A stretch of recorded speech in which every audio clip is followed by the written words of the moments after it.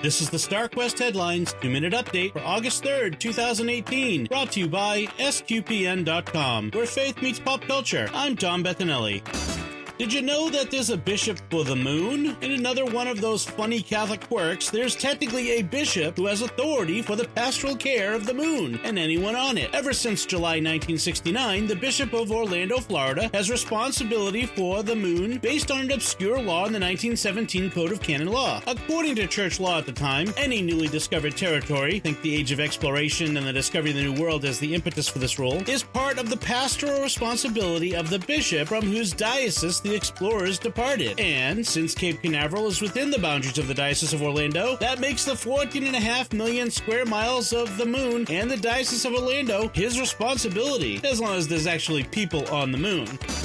If you've got deep pockets, you too can own a piece of Star Wars history. An auction of movie memorabilia will be taking place in London in September, including Han Solo's jacket from Empire Strikes Back, a lightsaber from Revenge of the Sith, although we don't know which one, a Stormtrooper helmet from A New Hope, as well as non-Star Wars items like Marty McFly's hoverboard from Back to the Future 2. I don't think it actually hovers. But like I said, you'll need deep pockets. Han Solo's jacket is expected to get at least $1.3 million. Anyone of a certain age who's had an Italian grandmother knows that there's always one room in the house that has furniture covered in plastic that only comes off if one of two visitors came over, Frank Sinatra or the Pope. Maybe they were onto something. Pope Francis made a surprise visit to an elderly woman acquaintance in Rome last Sunday. She's a friend who wanted to see him but was physically unable to get out, so the Pope showed up at her apartment building in his little blue Ford Focus, where he met with her for an hour, and after he spent some time outside with those who came to see him, including a sick man in the same building who asked for a blessing. One woman in the crowd was so overcome with emotion, she was crying and told him, "What an immense joy this is, Holy Father." Imagine the Italian accent. And he replied, "For me too."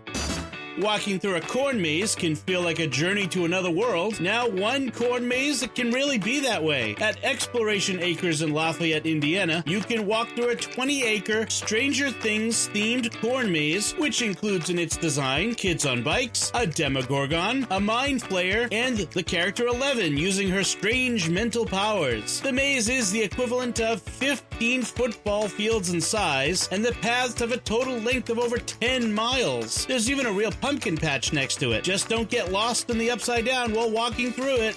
And that's the Starquest Headline Update. Find links to the stories and be sure to subscribe for our updates every weekday at SQPN.com. I'm Dom Bettinelli.